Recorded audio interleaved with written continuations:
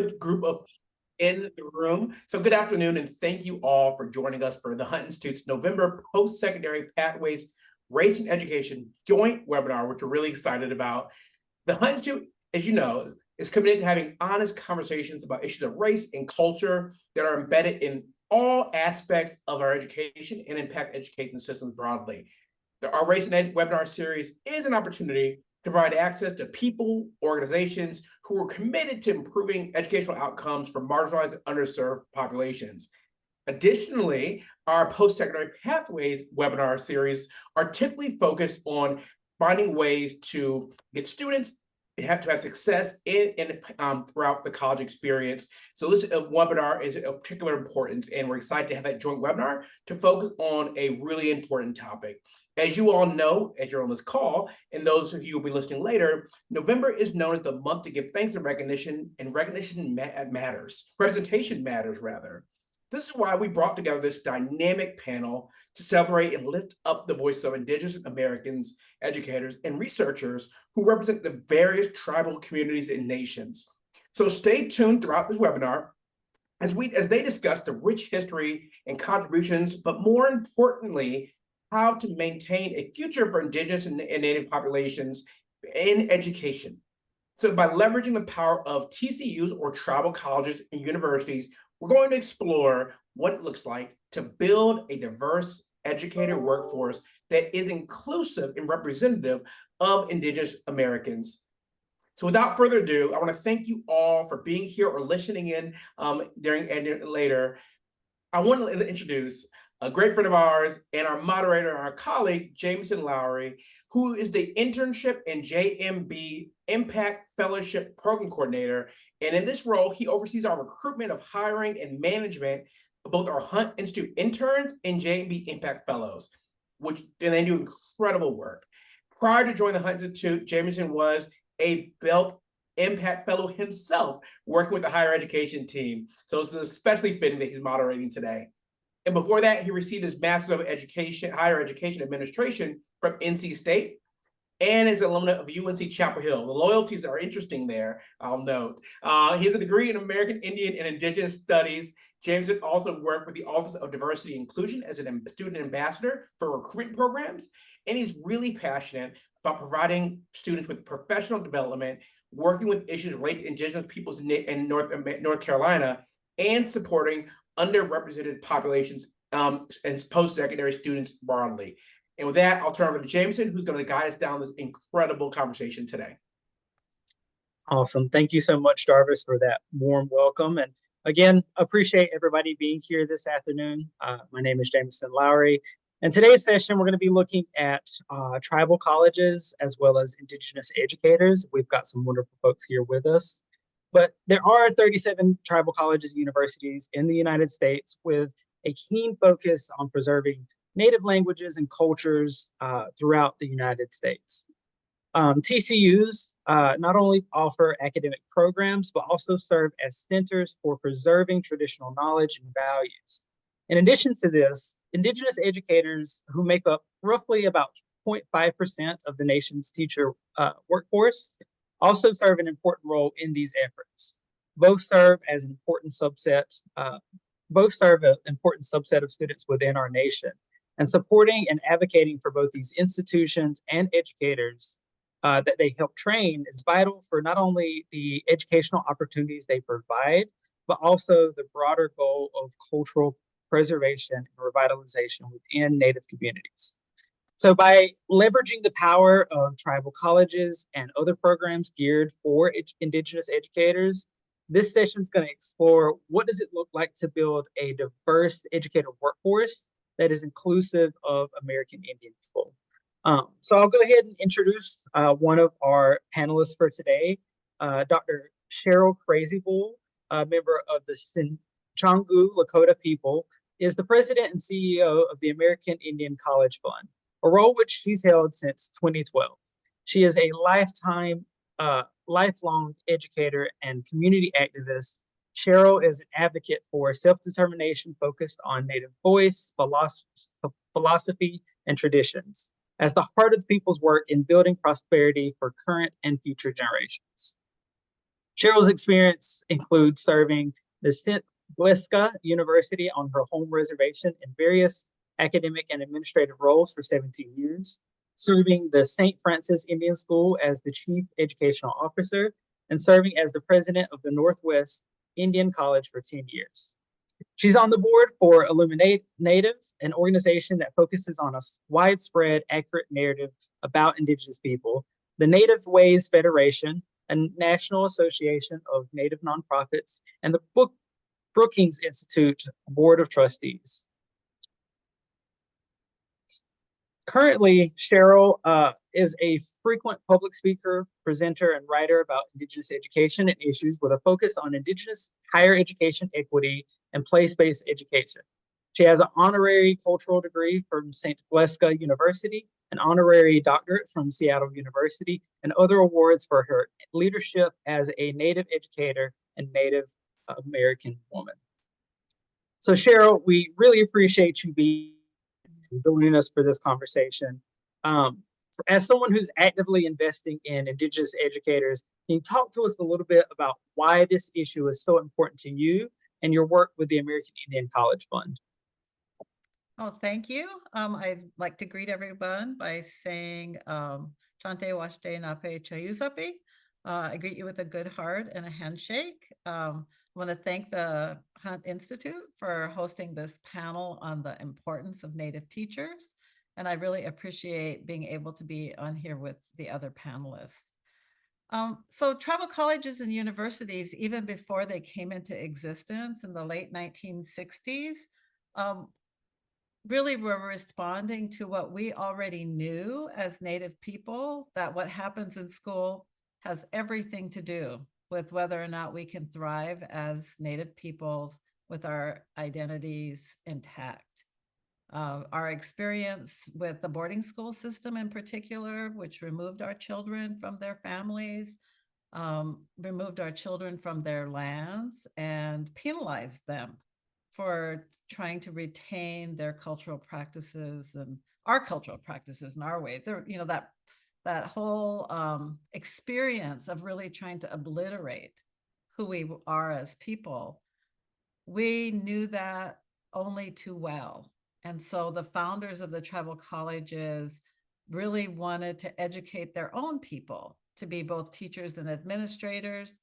So the college fund supporting that for several reasons. One, our people are relatives of those children. I think about my own family members. I come from a family of teachers who were educated at tribal colleges, and they are the aunties and grandmas and uncles and grandpas of the kids in their school system. They bring an understanding of our cultures and our ways of being as Native people. That's naturally who they are.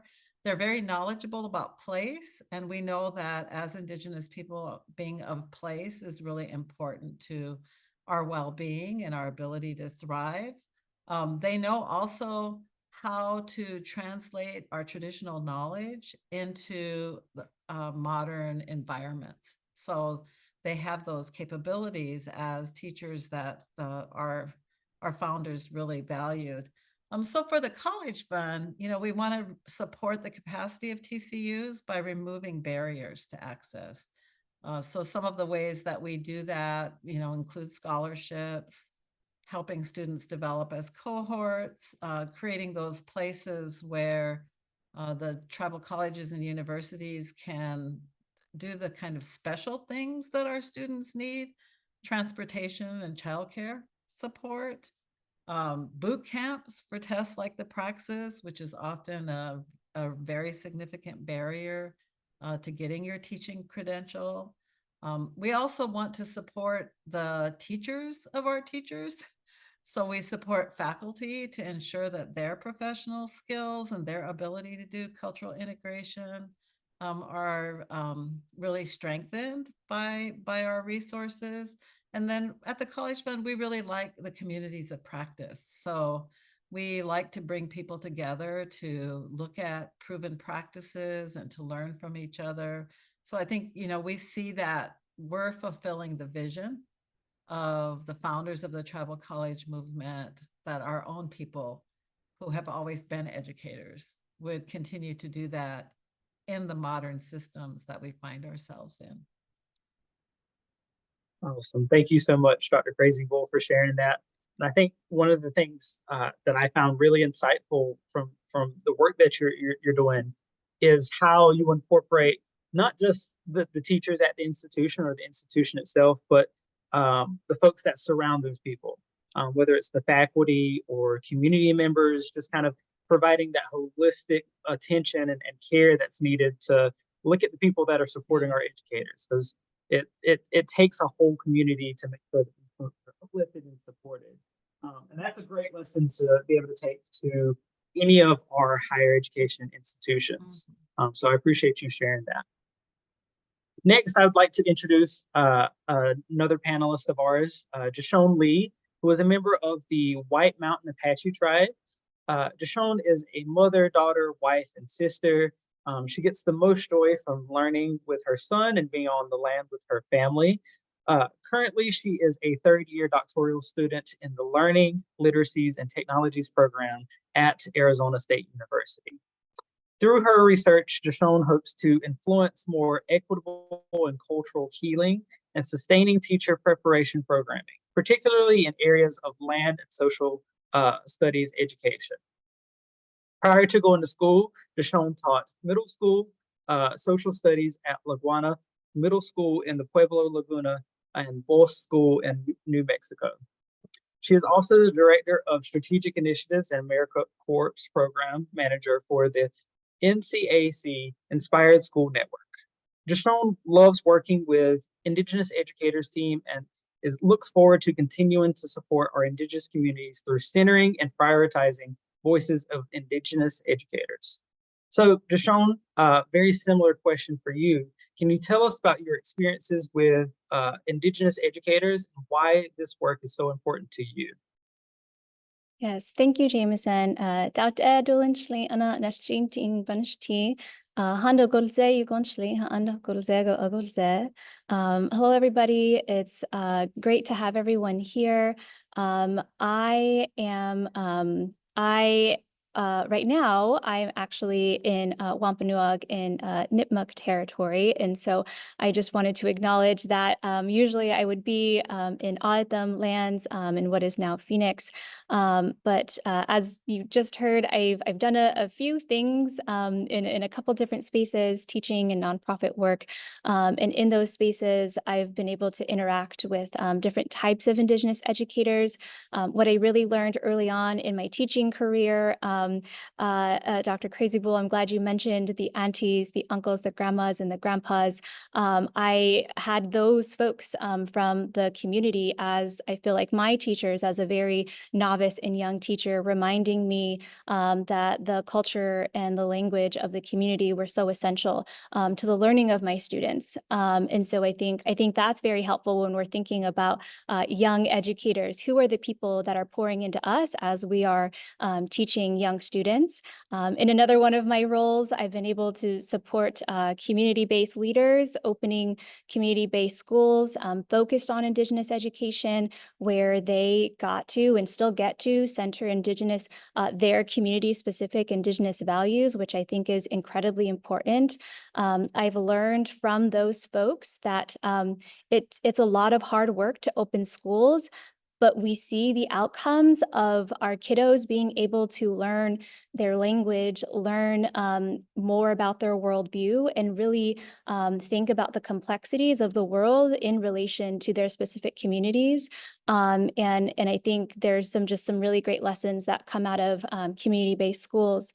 And then secondly, or in another space where I've also taught in a very diverse kind of school setting where, and some folks on here, other Indigenous educators might be in this kind of specific situation where we sometimes are the only Indigenous educator or one of a few. And so in those spaces, I've learned that it's really important to have community. And that's kind of where my work with Indigenous educators has come to light, where we try to create spaces where we uplift and amplify Indigenous educators doing the really important and necessary work in different types of communities, in on reservations, maybe off the reservations, in urban communities. And what I think when I think about all these different roles that I've had, I think about the commonality of Indigenous resurgence. Like, this work is important to me because I want to support the teachers who are providing spaces for our students to be able to engage with their histories, with their stories, with their communities, and are making the classroom a space where they get to be themselves, because sometimes that doesn't get to happen, right? And so I think Indigenous educators are incredibly important, and you all do really great work. So for me, it's really about supporting them and making them feel whole and well, right, in their work, because it can be very challenging work. Thank you. Absolutely. And I appreciate that, Jashon. I know I myself, as I was listening to your narrative, I definitely resonated with that piece of how important family is, not just our school systems, but your family and the people around you in your education and the way you kind of come to understand the world and walk through it, honestly. So I definitely appreciate you sharing that with us. And then for our final panelists, I would like to introduce Dr. Leslie Locklear, who is an enrolled member of the Lumbee tribe here in North Carolina and is maternally connected to the Coharie and Waccamaw tribes hailing from Hoke County, North Carolina. Leslie is a May of 2013 graduate of the University of North Carolina at Chapel Hill. Leslie received her Bachelor of Arts degree in elementary education. She would go on the next year in July of 2014 to complete her Master's of Education in School Counseling. After that, Dr. Leslie Locklear decided to make it a full turn and get her doctorate degree in Educational Studies and Cultural Foundations at the University of North Carolina at Greensboro in December of 2017. Currently, Dr. Locklear serves as the new American Indian Education Director at the North Carolina Department of Public Instruction. As an educator, Leslie's passions include culturally relevant curriculum, working with Native American youth councils, college and career counseling, and supporting educators in the classroom. So again, appreciate you being here, Dr. Locklear. Can you speak to what programs exist in North Carolina that support Indigenous educators, and why do you think this work is so important? Sure. Again, thank you all so much. I'm excited to be here. I really think there's no better place to start this conversation than North Carolina, which had the very first state-supported institution for educating American Indian educators in 1887 with the Croatan Normal School, which is now the University of North Carolina at Pembroke. So really thinking about how we centralized and viewed American Indian education, and then thinking about how important it was for us to educate American Indian educators all the way back in 1887 and what that looked like for the East Coast, because we do know that the Croatan Normal School was really created to educate all of those educators, not just the tribal citizens that were local in terms of geography. So I think that work has been embedded throughout everything that I've done. I actually did not have my first American Indian educator until I was in 12th grade, and it was actually an elective class that I had that educator in. So I did not see anyone that looked like me until I was in my 12th grade of formal education. And then it was not until that class that I actually got on fire for education. Thankfully, it was not too late for me. I was a senior in high school, and this particular teacher encouraged me to research my last name, research my tribal history, and learn truly about myself. I ended up doing an entire project on my genealogy, an entire project on my tribal community that led me to what I think was positive identity development as it is embedded into my indigeneity. And imagine if I'd have had that in kindergarten. Imagine if I would have had that in first grade. Imagine if I would have developed that positive identity 12 years before that, and what that would have meant for me and my family and moving forward. Instead, I was kind of in those weird teenage years where I was like, who am I? What does it mean to be Lumbee? What does it mean to be Native? And thankfully, I had somebody who was pushing those questions and encouraged me to answer and really explore those questions. But I think that's why it's so important to me, because it truly set me on a path to be comfortable in who I am. But I just constantly ask myself, what if I'd been asked that in kindergarten, in first grade, in second grade? What if I'd have been allowed to explore that for 12 formal years of education? By the 12th grade, I would have been a rock star in my culture. I would have known so many different things and would have been able to speak to people in a very fluent multicultural context that instead I really just started to formally develop when I was in 12th grade.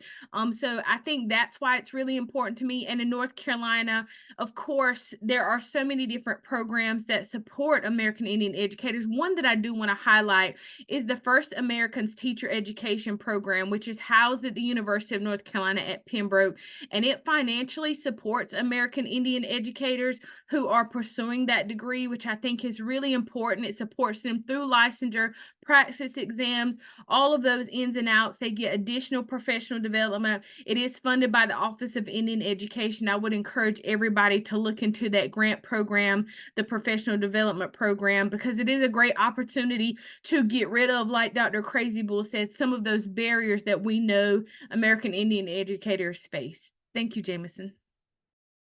Absolutely. And I definitely appreciate you sharing that with us, Dr. Locklear.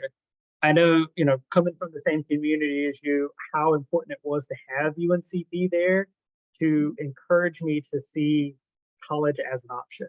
I was fortunate enough to have a couple of American Indian educators in classrooms and things like that, but really having that university close by to me really made it seem like I can go to college. It helped to kind of remove one more barrier that was facing us. All right, moving on to our next question for Jashone. As an educator, can you share a story about the importance of representation in your classroom? I know we think so often it helps to kind of give that perspective of why it matters to have Indigenous educators in the room. So if you wouldn't mind sharing a story about that importance of representation, that'd be great. Yeah, absolutely. So just generally, the way I think about representation, it absolutely matters because it contributes to our students' sense of belonging and their wellness. And it gives our young people opportunities to learn from, sit with people like Leslie, Dr. Locklear mentioned, who have similar life experiences or who don't happen to have similar life experiences. And I think together that combination helps us understand the diversity of what it means to be Native. I think sometimes what happens is that very often Native folks are we are looked at like a monolith where all of us have the same experiences, and that definitely is not true. That's not what happens. Our indigeneity is expressed in multiple different ways. And so I think that having access to different types of representation of indigeneity is incredibly important in that way. So I don't have a specific story because I feel like there's multiple points of contact with how representation came to be in my own teaching. But what was important for me, because I've taught Native students and I've taught non-Native students and I've taught a diverse group of pre-service teachers, I wanted my Native students to learn about Indigenous histories, about tribal sovereignty, about our contemporary brilliance in the same ways that I wanted my non-Native students and pre-service teachers to see Indigenous peoples in that same way. So for Native students, right, they get to sit with and hold these histories while they grapple issues that are important to us today and in issues that make sense for them in their communities. And if we want our Native youth to be prepared to lead our tribal nations or to be leaders in the context that makes sense for them, they need opportunities to really consider and discuss and practice navigating and negotiating the very real things that they care about. And I think part of that is absolutely connected to representation. And then when it comes to like my other students. I've taught middle school, so I think about middle school as my students, but I've also taught undergrads as their pre-service teachers. And I think something that was really important to me was helping pre-service teachers understand the lands where they are, because when they came to me, much of them didn't understand what it meant to teach on O'odham land, and how they would even integrate Indigenous perspectives, Indigenous peoples, Indigenous brilliance into their curriculum. And so I just think about, I think about all the multiple ways that we can begin and continue to think about representation. And I think oftentimes it starts with understanding the places where we are. Absolutely, Jashawn. And I think, there are so many resources out there to help non-native teachers to understand that and see what that looks like. Many online sources, as well as being connected to local tribes and local nations that are in the area. I think it's a great way to bring in the community and bring them in front of the students to kind of talk about some of these things. And that is a way we can push for representation. So appreciate you sharing that. Dr. Crazy Bull, the American Indian College Fund has provided almost $160,000 in scholarships since 1989. What is the impact of not only supporting each of those award recipients, but the impact on those communities, tribes, and nations that they come from? And to follow up with that, how are TCUs serving non-Indigenous learners? Thank you for that question. So just a little correction. I think we've provided over 160,000 scholarships. This past year, the College Fund awarded nearly $19 million in scholarships to Native students, primarily at tribal colleges and universities, but also at mainstream institutions. So, I'm going to tie this again back to the founders of the tribal college movement, which is a part of the tribally controlled education movement, which is really about the right of tribes to provide their own education to their people. That's an inherent right that we have to educate and socialize our children and our own people into our ways of being and into our societies. So I believe that when I think about the College Fund's work, we're leading from our values as Indigenous people. So we want to support the ability of our students to navigate college, which oftentimes is outside of their experience, even though we've had the tribal colleges and other institutions for a number of years, we still have a lot of students who are first generation students. So being able to help those students navigate the college environment is an important part of what the College Fund does, that pathway to college. We also wanted to be able to manage our own resources as people, lead our own institutions, lead our own governments, provide our own healthcare, run our own businesses, educate our children ourselves. So I think that what we do at the College Fund is remove financial barriers to education, which we know as providers that's one of the main reasons that people don't go to college or are unable to stay in college. But we also provide other kinds of resources to help people navigate that. So the College Fund provides coaching support, career education, frequent communications with students, and students tell us that they feel supported in their cultural identity and in their college journey because of the kinds of supports that we're providing. The main reason that students tell us that they're going to college is to give back to their community. So we feel like we're giving back to our community ourselves by helping them navigate the college experience, because we know that changes the wealth of the community, that people are able to provide both for their cultural practices as well as take care of their families. So I always tell people, that economic and social mobility looks different for Native communities than it does perhaps in the rest of society. I like to be able to support the cultural priorities of our communities, the name givings, the honorings, the memorials. And you can do that when you have resources, and then education can help you get those resources. So I think that's really, it impacts your personal well-being, but also just the well-being and health of your community.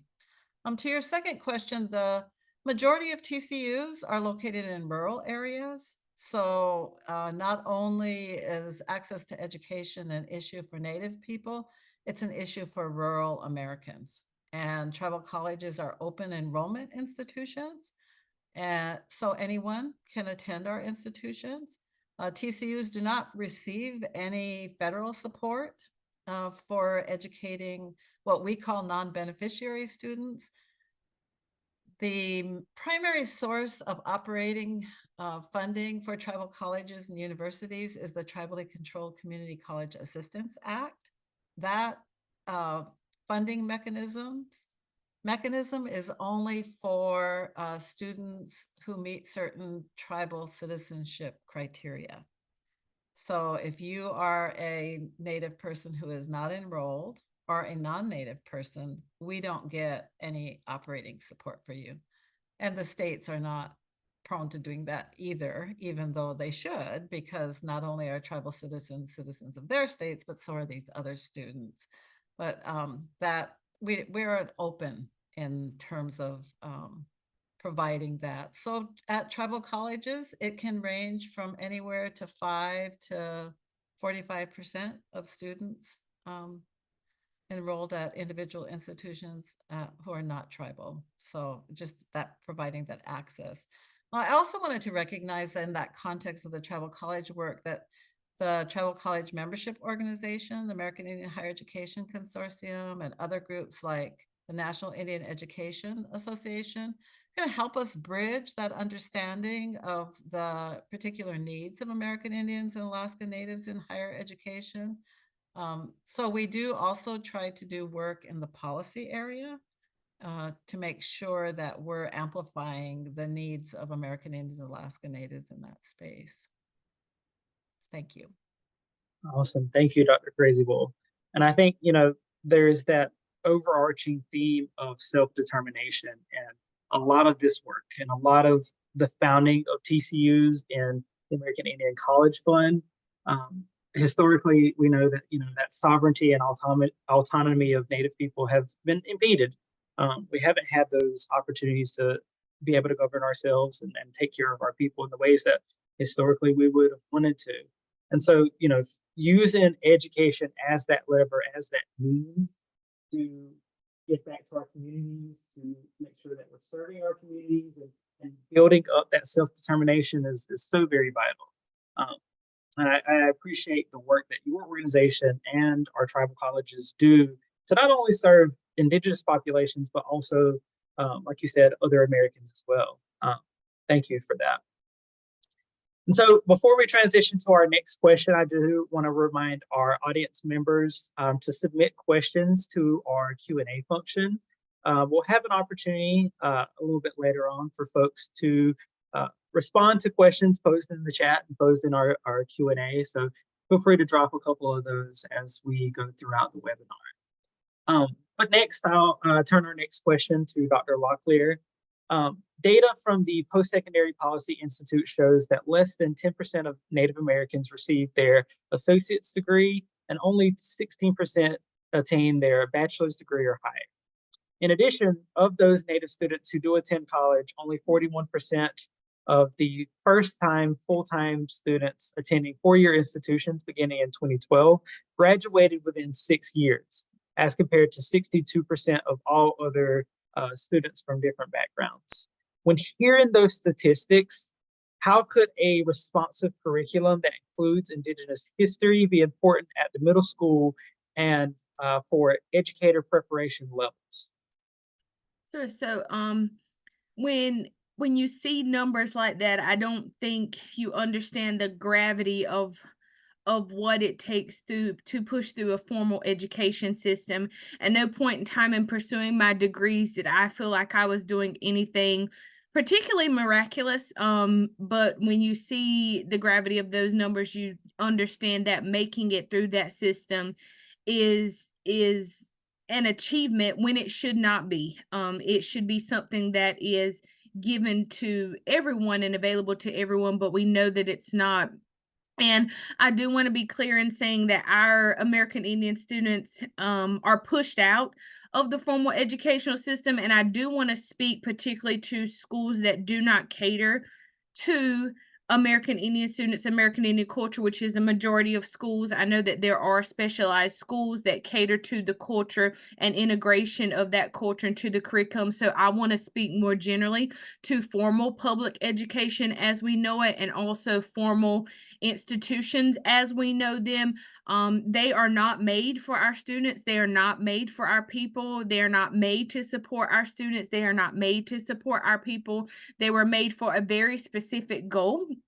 And I think we all know what that goal was, and it was to institutionalize the American Indian population, and really get that culture out of us.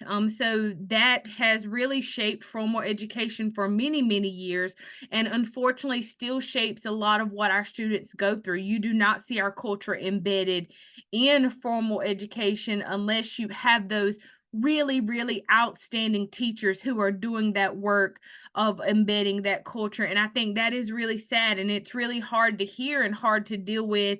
And we see a lot of our students are pushed out of the educational curriculum. So I don't like to use the term dropout, because we see that you were really pushed out. There are ways in which you face so many barriers that you did not have access to education. And all of those barriers cause you to be pushed out, whether it be at the associate's level, whether it be at the bachelor's level, whatever level it may be. So unfortunately, I think that's what happens to a lot of our American Indian students.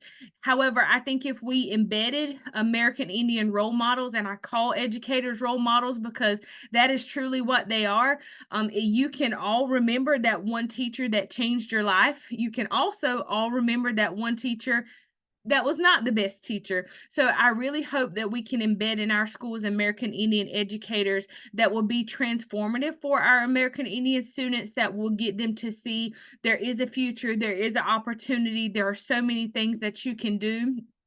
So that's why I really think embedding culturally responsive curriculum is really important, because it allows our students to see themselves reflected in the curriculum, in what they're learning, in the material. I'm a huge advocate for place-based learning. So you should be learning material that is relevant to your community, that is relevant to your people. So I also think that is really important. But again, going back to what we've shared, a lot of our educators want to teach these things, but they just don't know how.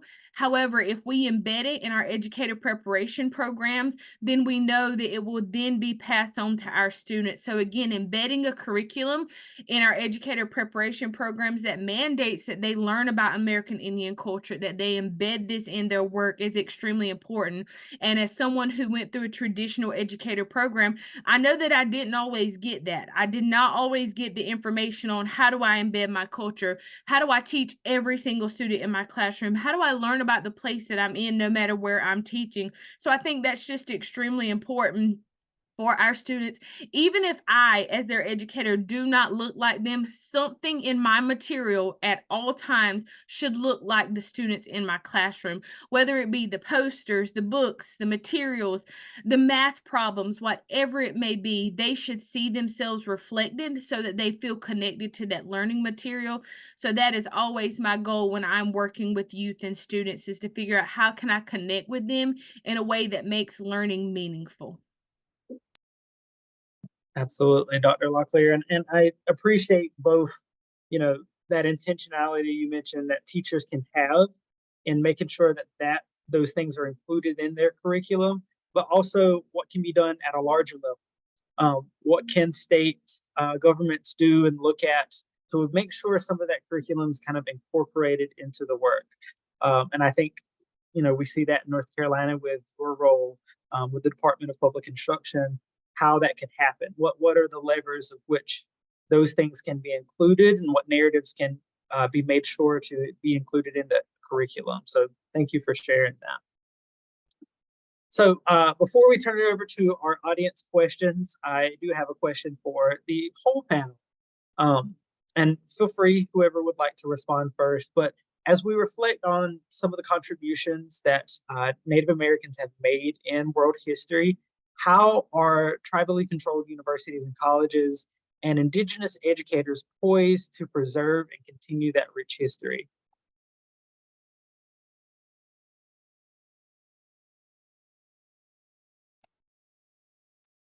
Okay, I'll answer. Group elder. I'll speak to the TCUs because of course that's the group I work most closely with. TCUs model the education of Native adults. They know how to do the things that the other panelists have referred to, because that's what they do in their communities. They also, through their programs, model quality education from early childhood to elder education. So they have this extensive amount of, place-based and culturally rich knowledge about how to educate Native people, no matter where we live, whether we're living in rural, reservation, or urban areas. And we believe firmly, of course, that educating us well educates everybody well. Everybody has that opportunity to show up with their identity and with an understanding of how they fit into place. I think also tribal colleges are a place where people get that opportunity. I don't like to call it a second chance, but a better chance might be a way to describe it, where people can achieve their educational goals because we are so embedded in community that we help people with their high school equivalencies. We do literacy work, lots of cultural work, where places where research happens. We know how to build Native communities, and what you were referring to earlier, we know nation building and rebuilding. We know how to engage with that.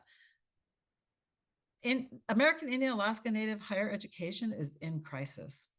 We've had about a 40% drop in the number of Native people that are going to college in the last 11 or 12 years. That is not the tribal colleges. It is mainstream institutions. So I do think that one of the things that we can bring is a better understanding of how mainstream institutions, where many of our people go to college in, how they can do a better job of creating a place of belonging and a place where students are equitably engaged and represented. So I think tribal colleges are a resource for that. And the College Fund is a resource for that. If you go to the College Fund's website, you go to my blog, or you go to our research portal, you will find a lot of information, including a report on how to create an equitable environment for Native students for other institutions of higher education. So I think we're not poised necessarily. We are doing the work that enriches American society and enriches our own communities. So thank you for getting to share that. I appreciate what you had to say, Dr. Thank you.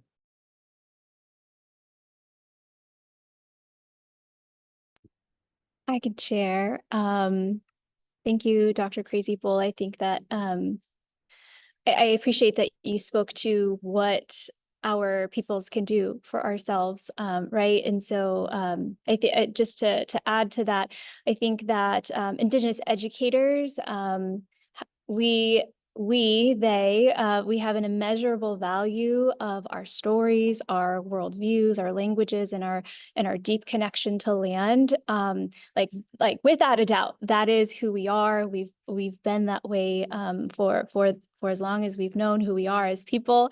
And what I want to speak to though is the question is how are Indigenous educators poised to carry on who we are, and I think a lot of that right now, just given the structure of American schooling, right, because that's something that we have to contend with as people, is I want to speak to this idea if Indigenous educators are supported, right?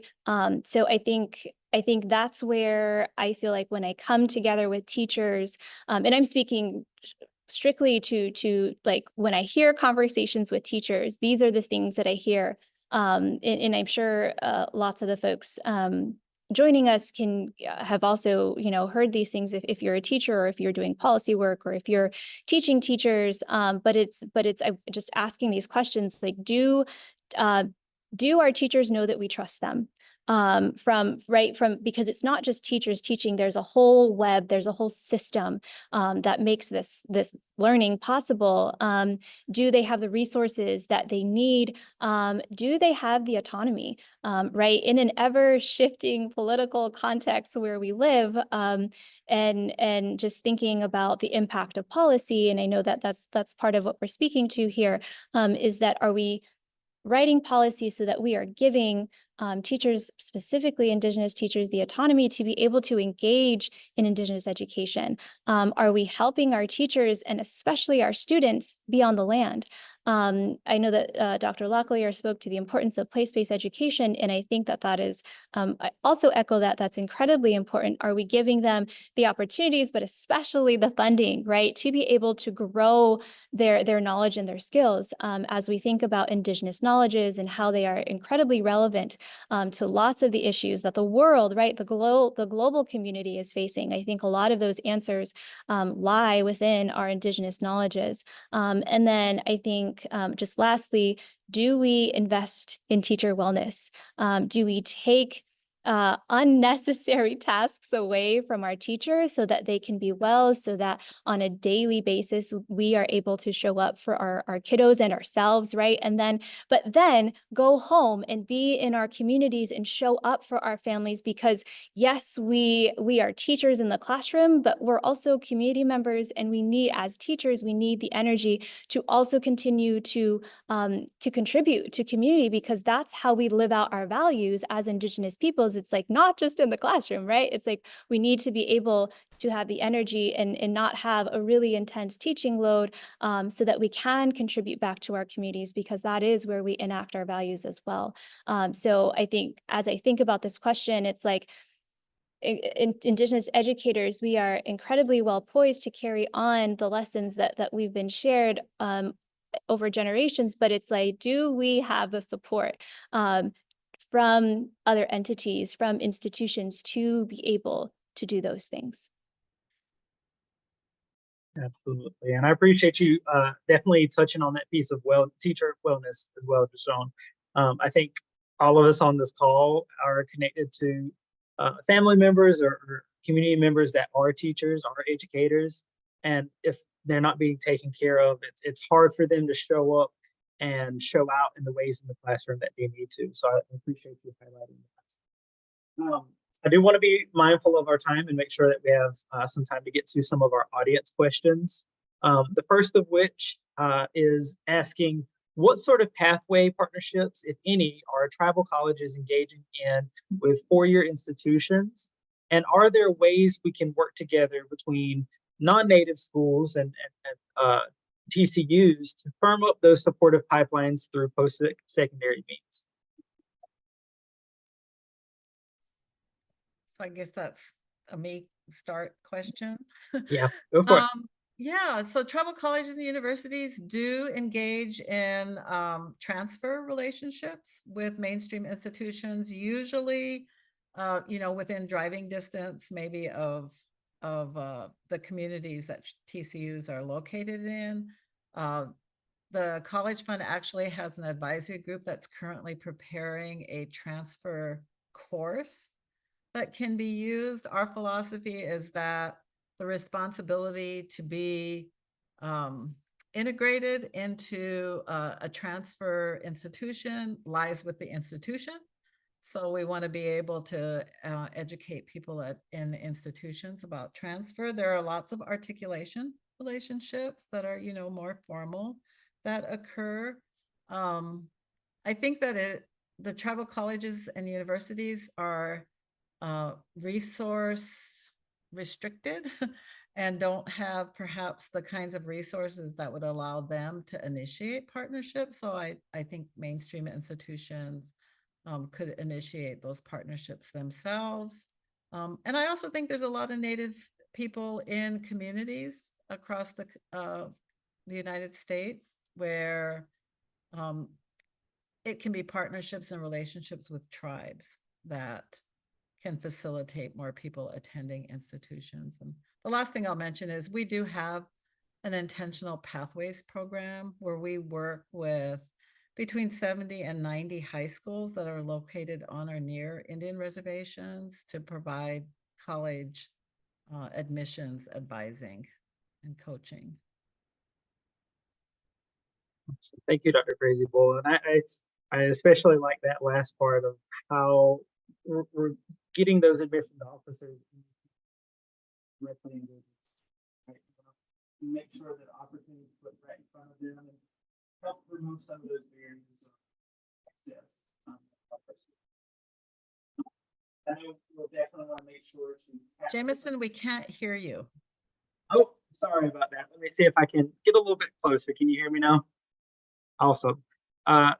Yeah, I was just saying, definitely appreciate that last piece about getting those admission officers into the schools to kind of help remove those issues of access. And we'll definitely make sure to drop some of those programs and things that you had mentioned in our key takeaways document after we end the discussion today. But moving on to another audience question, how do you see educational organizations that serve as K-12 inform and influence parents/students to approach college access? And how do these educational organizations work to increase visibility to parents and students about TCUs? So Dr. Locklear, I don't know if you want to maybe try to take that, give that a shot. Yeah, I think one of the most important things, so I am new in my role as the American Indian Education Director for the state of North Carolina. It's a role that has been void, it has not been in existence for 30 years. And I think that right there speaks to what we are looking for state education agencies to do. As we've all shared, representation matters. If there is, and we've probably all heard this, if you're not at the table, you're on the menu.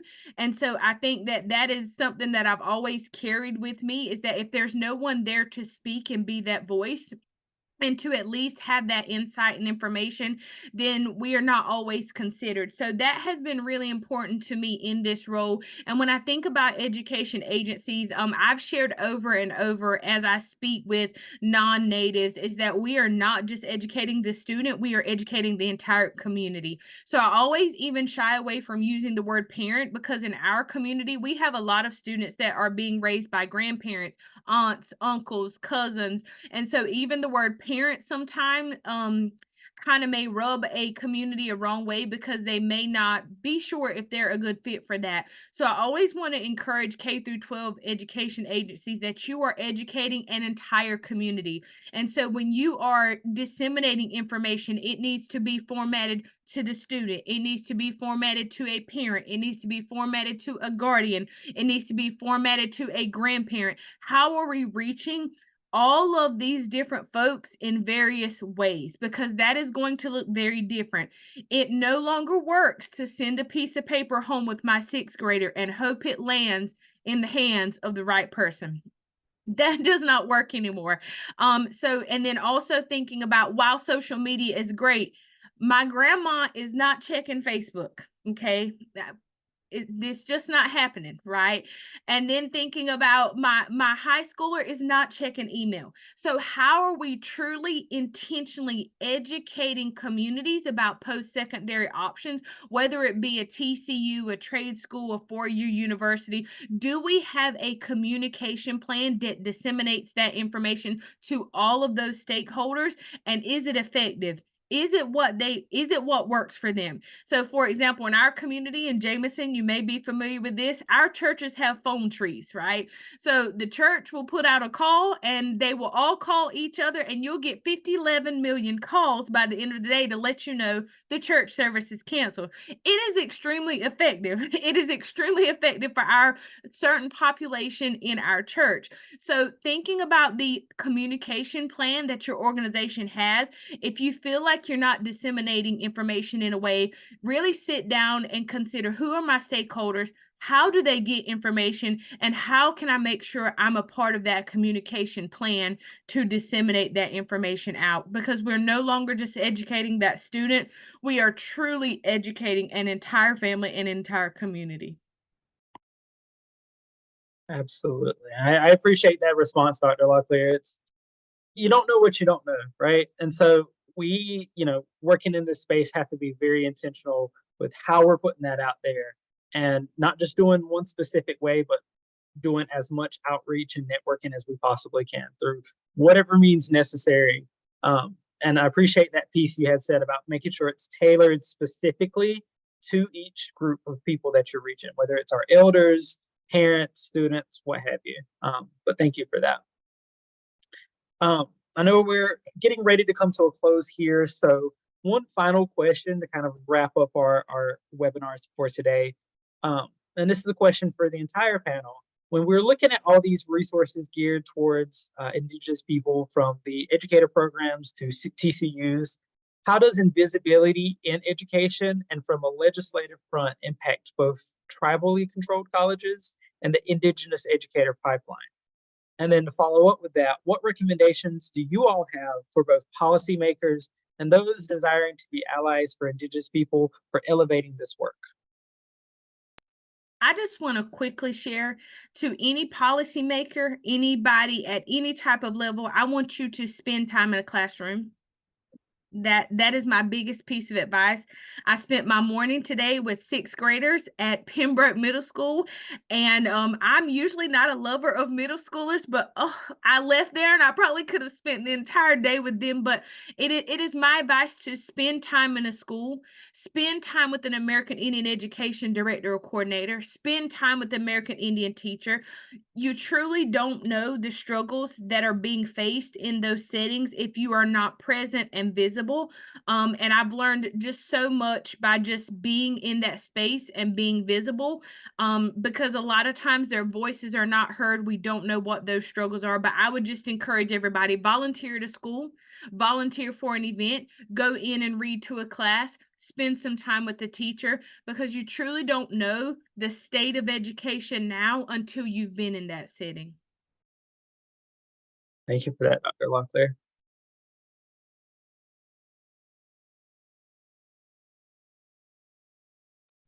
I can chime in. I've got folks present here with me now, so I apologize if it's a little bit loud. But I think about this question around invisibility within schools, and what that means for the future of Indigenous educators.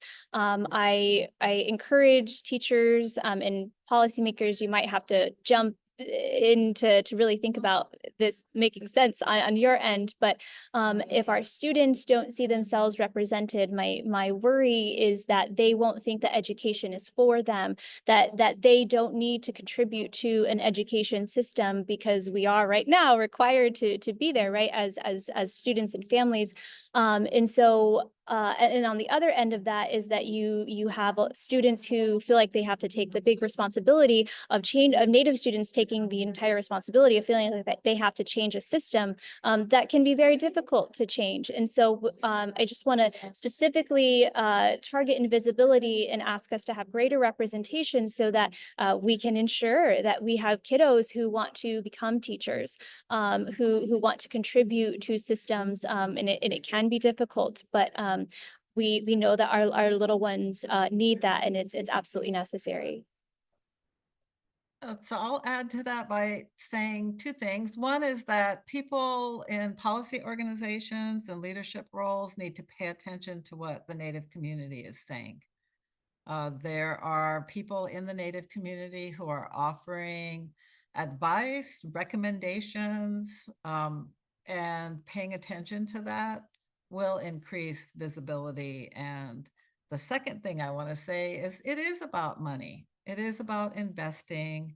It is about ensuring. If you want more Native teachers, you're going to have to invest money in those teachers being created. You're going to have to support them make sure that they have the their living expenses paid for, that their college expenses are paid for. I think oftentimes we want Native people to step up into spaces where there isn't that investment. And so we do need that financial support from the federal level, the state level, from philanthropy, to ensure that we already have a shortage.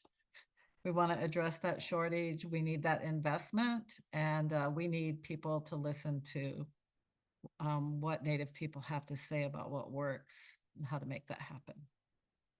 Thank you. Absolutely. And I think that's a great way to kind of cap our conversation, Dr. Crazy Bull. And I appreciate you talking about how those larger systems need to just implement new policy on all fronts, whether it's education, philanthropy, policy, what have you. So I appreciate you sharing that. And also want to thank all of our panelists and our guests for attending with us this afternoon. It was such a wonderful conversation. I definitely know it uplifts my spirits to see such dedicated Indigenous folks pushing this work forward. So I thank you so much for being here with us and sharing that this afternoon. Just a quick announcement before we jump off of our webinar. We have this is part of a monthly series that we do each month. And so our next webinar will be Coaching Education Leaders, a culturally responsive approach to transforming schools and systems, which will be happening Tuesday, December 3rd at 2 p.m. So we encourage our audience members, if you liked this particular webinar, to attend that one as well. If you want to find us online, it'll be on our website where you can register and learn a little bit more about how to push this work forward. But again, thank you all for being here. Thank you for our panelists so much. We'll be sharing out key takeaways from our conversation with audience members so they can continue the learning that happened in this space. But again, thank you so much for being here and hope you all have a wonderful rest of your day. Thank you. Thanks, everybody. Take care, everyone.